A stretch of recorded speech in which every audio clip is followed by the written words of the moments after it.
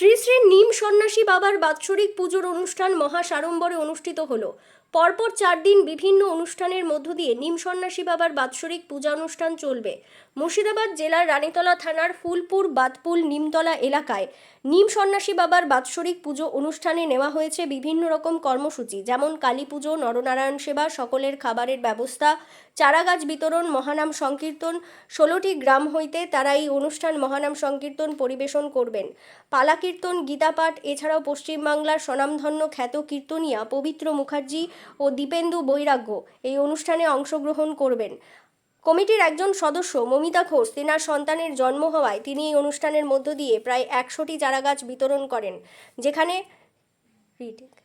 এখানে শ্রী শ্রী নিম সন্ন্যাসী বাবার পুজো হচ্ছে, অনেকে অনেক কিছু দান করছে। তাই আমার যখন সন্তান হয়, আমার একটা মানত ছিল, আমার সন্তান জন্মগ্রহণ করলে আমি 100টি চারাগাছ বিতরণ করব।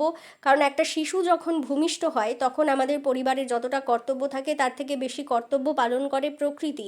কারণ প্রকৃতি শিশুকে অক্সিজেন দেয়, খাবার দেয়, জল দেয়, আলো দেয়, বাতাস দেয়, সব কিছুই প্রকৃতি দেয়।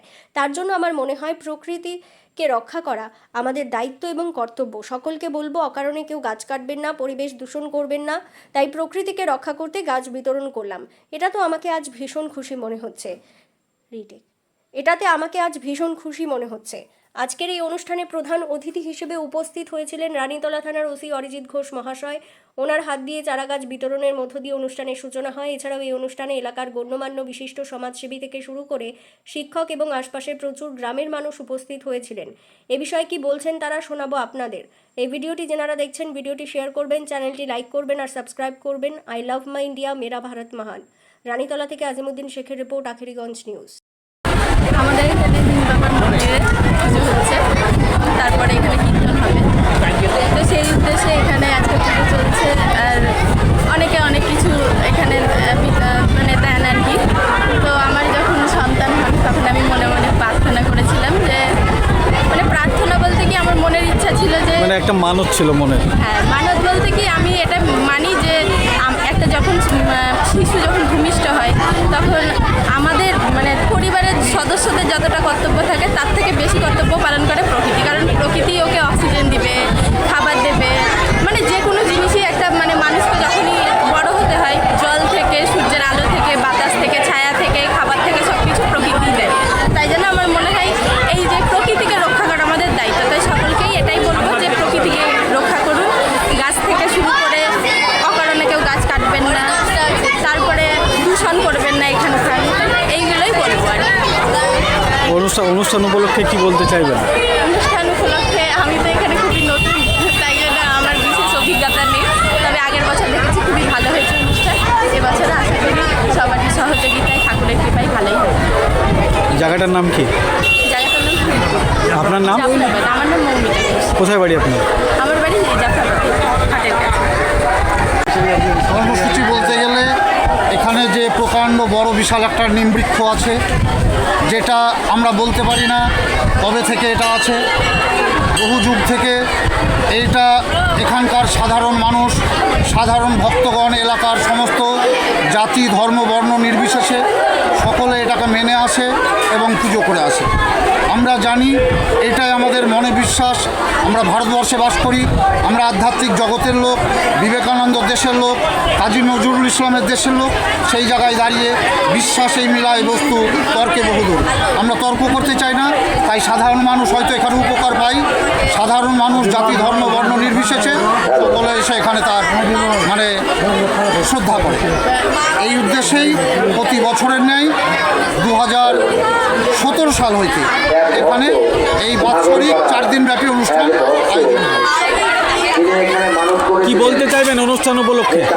এই অনুষ্ঠানের উপলক্ষে আমি একটা কথাই বলতে চাই যে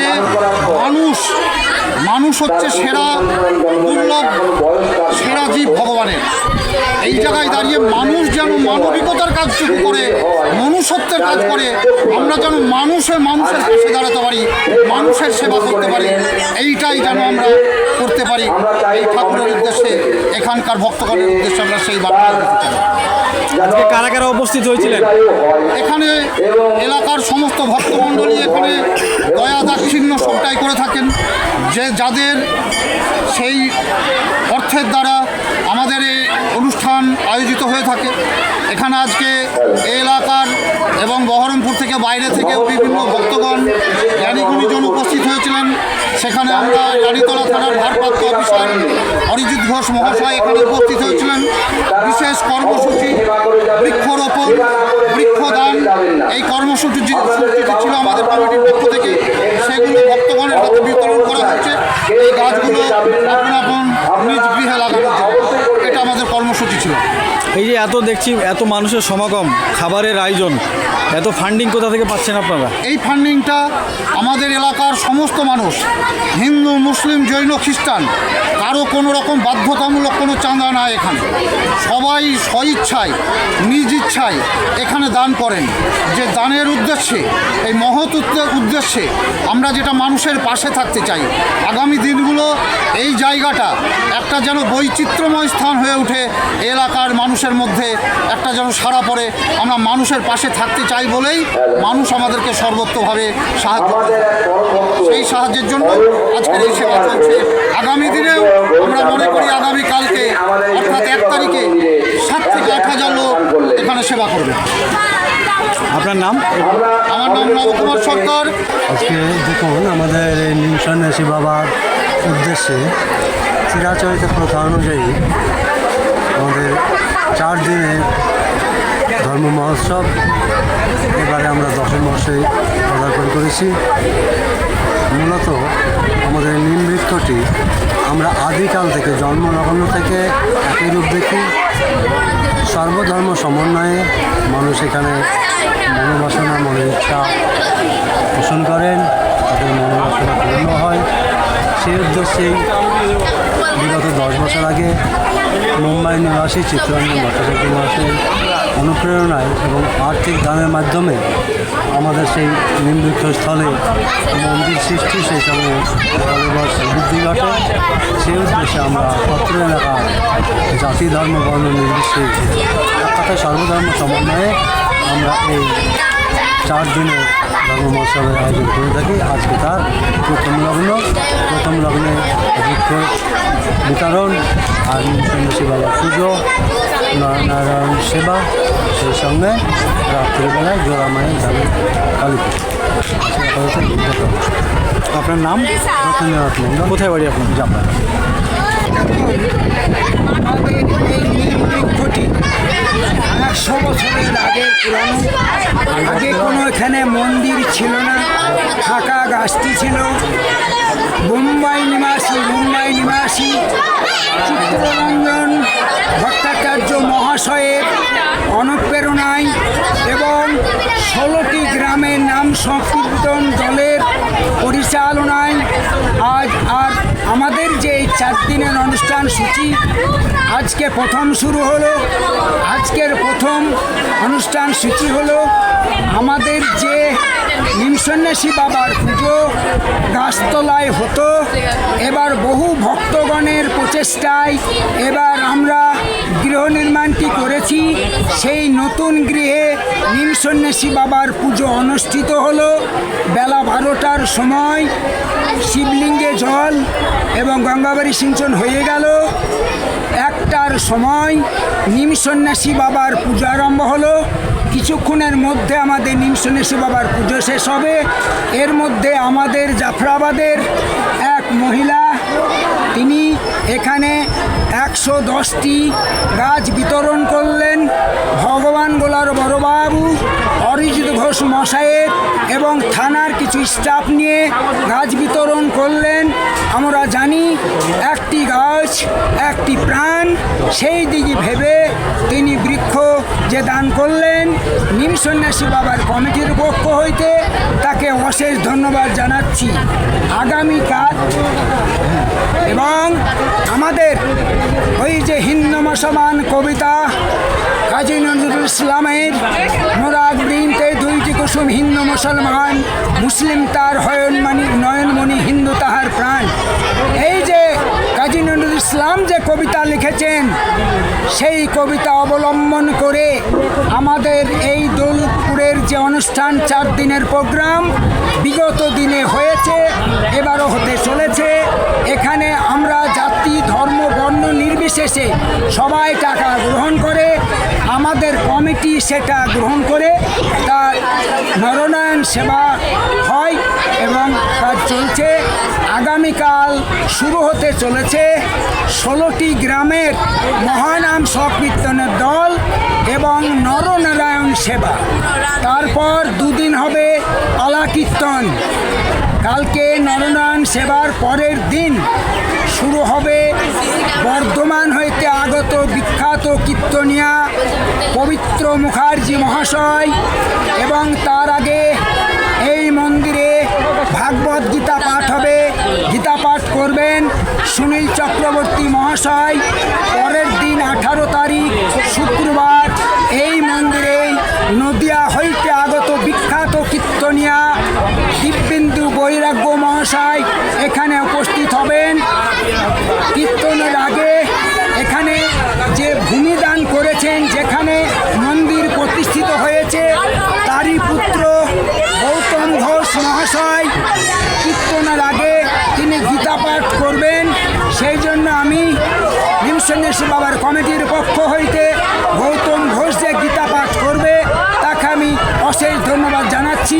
এবং আপনি যে সাংবাদিক আমাদের মন্দিরে এসেছেন, সেই জন্য মন্দিরের কমিটির পক্ষ হইতে আপনাকে অশেষ ধন্যবাদ জানাই। এবং আমাদের যে প্রশাসন অরিজিৎ ঘোষ মশাই গতবার যেভাবে আমাদের এই 4 দিন অনুষ্ঠান পরিচালনা করেছিলেন, এবার প্রথম থেকে তার কর্মসূচি এবং তার থানার স্টাফ নিয়ে 4 দিন করবেন এ আশা রাখছি। নিম সন্ন্যাসী বাবার কমিটির পক্ষ হইতে আমি অশেষ ধন্যবাদ জানাই। আপনার নাম? আমার নাম সুনীল কুমার চক্রবর্তী, আমি একজন পুরোহিত। আমাদের আজকে প্রথম দিন 4 দিনের অনুষ্ঠানের আমাদের 10তম অনুষ্ঠান, 10ম বর্ষে পড়েছে। আমাদের এই নিম সন্ন্যাসী অনুষ্ঠান প্রচুর পুরাতন, কতদিনের পুরাতন আমরাও ঠিক বলতে পারি না, কারণ আমার বাবারাই এই নিম বৃক্ষের ঠিকানা দিতে পারেননি। যা হোক, আনুমানিক 150 বছর হবে, অত আনুমানিক বলেছি। তো যা হোক, সেই অনুষ্ঠান আমাদের অব্যাহত চলছে। পরবর্তীতে চিত্তরঞ্জন ভট্টাচার্য মহাশয় বম্বে নিবাসী, ওনার উদ্যোগে আরও অনুষ্ঠানটা বড় হয়েছে। এ অবধি উনি হয়তো আজ অনুপস্থিত আছেন অসুস্থতার কারণে, কিন্তু আমাদের অনুষ্ঠান যথারীতি চলছে। সমস্ত ভক্তের সাহায্যে এবং প্রশাসনের সাহায্যে এই অনুষ্ঠান ভালোভাবে চলবে, এটা আমরা নিম সন্ন্যাসী বাবার কাছে কাম্য করি।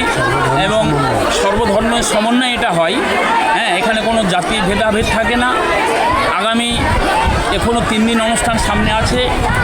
আগামীকালকে 16টা দলের নাম নিয়ে এখানে হরিনাম সংকীর্তন হবে এবং 4টে থেকে এখানে নরনারায়ণ সেবা হবে।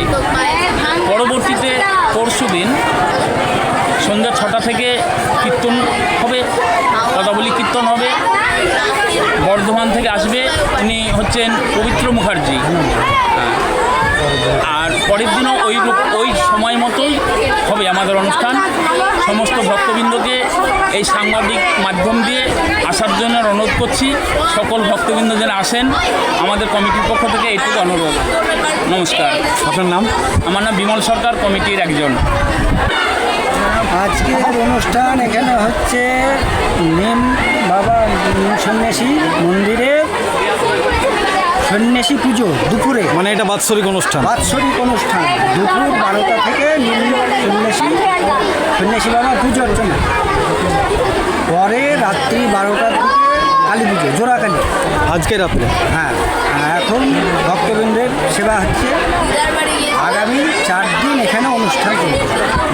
আজকে প্রথম শুরু, পরপর 4 দিন চলবে? পরপর 4 দিন চলবে। 4 দিনের মধ্যে আজ প্রথম দিন পুজো অর্চনা, কালকে হবে নাম সংকীর্তন, হরিনামের দল থাকবে 16-17টা গ্রামে। কালকেও হবে নরনারায়ণ সেবা, প্রায় 8 থেকে 10,000 লোকের ভক্তবৃন্দের সেবা হবে। পরে 2 দিন পালা কীর্তন হবে, ওই এক পালা করে সন্ধ্যা 6টা থেকে রাত্রি 9টা-10টা পর্যন্ত। এই নিম্বৃক্ষটি আমার বাবা বিগত 500 বছরের আগে পুরাতন, তখন জঙ্গল ছিল, এসব কিছু ছিল না। লোকে এমনি গাছের গোড়ায় ফুল ধূপ দিয়ে পুজো করত, এইভাবেই চলতো। 10 বছর মুম্বাই নিবাসীরা এখানে ঘুরতে আসেন, মানে কাজে আসেন, এসে দেখে ওনার মানে ছাগল বকরি ঢুকছে। উনি বলেন এখানে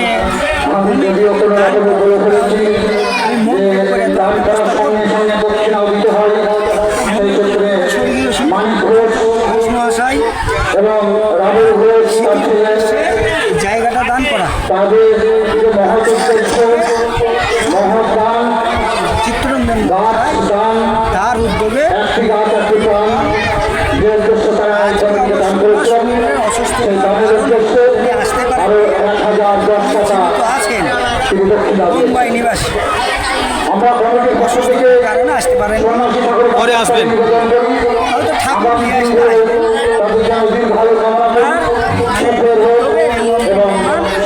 আর স্বর্গীয় শীতলচন্দ্র ঘোষের স্মৃতির উদ্দেশ্যেই ভূমিদান।